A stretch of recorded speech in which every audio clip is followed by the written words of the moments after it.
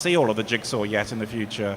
So you can't wait until we produce, for example, all of our hydrogen sustainable today, when people aren't really using it, it's really demo projects, before you start developing fuel cell technologies or hydrogen storage technologies or all those other things, or the hybridization of cars, which, you know, hybrid vehicles today are good.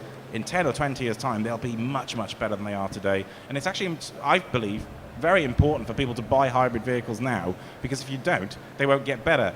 To a certain extent, there's a similar argument with biofuels, which is off the point a little bit that you made, but I'd say fuels and technologies have some synergies.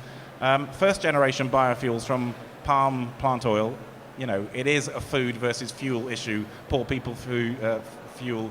But, you know, in future, we can be producing our biofuels and indeed our hydrogen from wood chip waste from plants that grow on salty river estuaries and grasslands that food could never grow on. There's a whole bunch of things that can happen with second and third generation biofuels that I don't think anyone in the British government has a clue on. Okay, thank you very much. Another question, please? I've just got one more thing to add to yes, the single technology argument. I think if we do back one horse, and that wasn't the right horse to back, I think we'll be in a lot of trouble in 20 years' time. I think that there are a lot of competing technologies here, and there isn't, as Hugo was saying, there isn't the answer. There are many answers to the same problem, and not necessarily any one of those technologies works in all scenarios. If we do back that one horse and we stick all of our eggs in the basket, and mix some metaphors there, but let's say a little green man arrives from some far-off planet tomorrow with this wonderful technology, and we say, sorry, we can't be doing that technology thing because we're doing electric power over here. You go off to some other planet, it's not going to work for us. I think we've got to, and certainly from my industry, the motorsport industry, it's the mother of invention, really.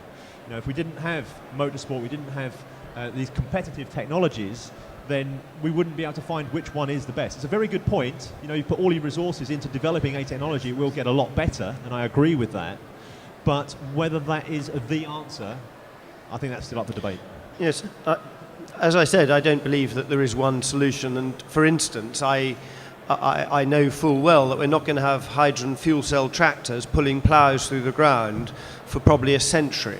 We're going to need something with more power density.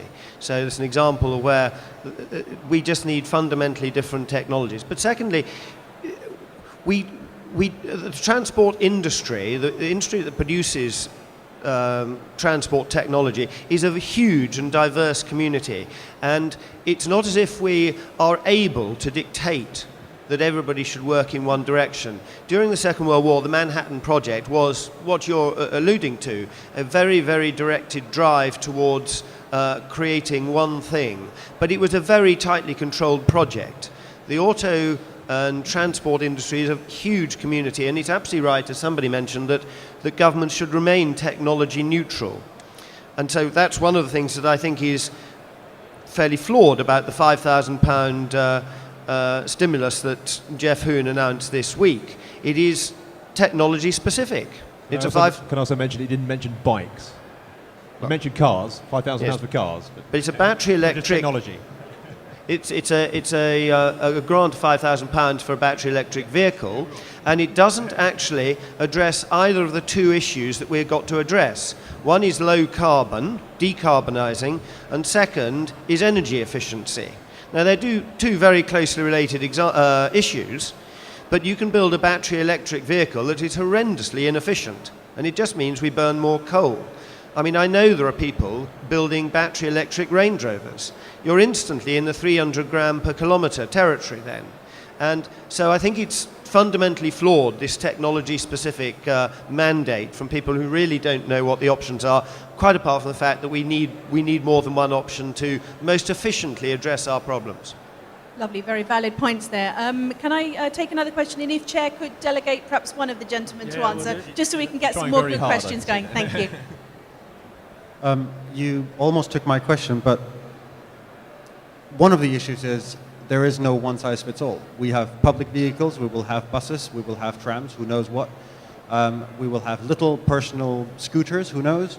And we will need big, powerful beasts that do the sort of work we do at the moment that currently will only run on big fuels. And we haven't even started talking about aviation, but let's not get into that.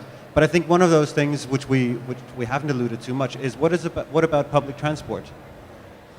On the public transport thing, I think we're all individuals, and we all like our own way of getting from A to B. Public transport's a fantastic technology, a fantastic means of moving people around, especially in cities.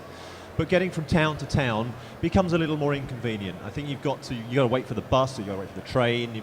You've got to fit into some rigid structure. Now, something that we've been looking at from a technology point of view, there's a personal public transport network.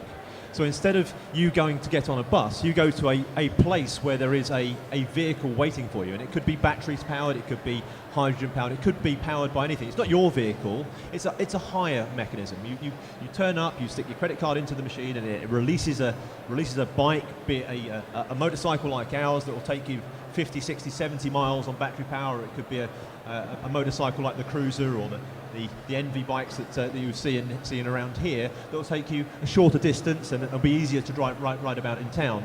And when you're finished with it, you plug it back into another station at the destination, and somebody else can come and get it and take it off. So rather than it being a public transport system, it's a personal public transport system. I think there's some future in that. Okay, another question from the audience? Let's take one from the ladies over here. Hold on. Hello, everybody. I've actually got 2 points to make. The first one being, I'm not sure we can really discuss transport without discussing town planning. I don't believe any of you are town planners, but you may have some background, and I don't. But I might have a striped suit. But I do think that we also need to very carefully look at how towns are designed, because I would really very much like to do a lot more journeys without my car, but the way my environment is laid out, that is just not possible. So it's a plea for town planning to be included in the transport debate a lot more. And my second point is a technical question, really. I understand that, hydrogen as a fuel doesn't occur naturally and it's very energy intensive to produce. I'm just not sure whether it's at all, an efficient means of powering cars, because it's got such a high energy cost, as I understand it. So if someone could answer that technical point. Thank you. Yes, certainly I can take the town planning. My background is that sort of area. And I hadn't mentioned it because we're talking mainly here about private vehicles and how they will be propelled. Of course, land use planning is central. In fact, it's a fundamental part of how we deal with transport, because transport is about getting from A to B, and how you place the A to B makes a big difference. If you live in countries where there's no planning law, the density of cities can be very low, like places like Houston in Texas, where to go walking about is almost unheard of. Even places in California where walking is very difficult because the density of the cities is so low. Then you go to Asia, where you'll find cities are very dense indeed, and people can walk and use public transport, and the economics of public transport is very strong. So land use planning is very important. This country was, after the war, in the forefront of land use planning. I think we've lost our way a bit in the way we plan our cities. I happen to live in the Green Belt, which suits me down to the ground, but it doesn't really help people of inner city London. There are whole sorts of ideas about what green belts were supposed to do for cities, but they've lost their way a bit. How we and where we build roads and where we build houses and offices is so important. The legacy of where we build goes on for so long. Once you've built a house, once you've built a retail park, then you're stuck for decades with that fabric. And America's going to find that out very much so over the next few decades when they go for new technologies and find their whole urban landscape has been built for another technology. The Americans are going to find it very hard. The Chinese aren't, because their cities are much denser. So of course it is fundamental to how we develop transport over the next years. But I still think the underlying principle is stay at home and read a good book. I do feel that's fundamental. We think that being somewhere else is better for us. We travel far too much. And talking about what Rick said about people having individual sorts of transport, this comes out in our land use planning as well. This country loves being by itself. If you go across the continent, there is a single difference between the way the English travel, especially the British travel,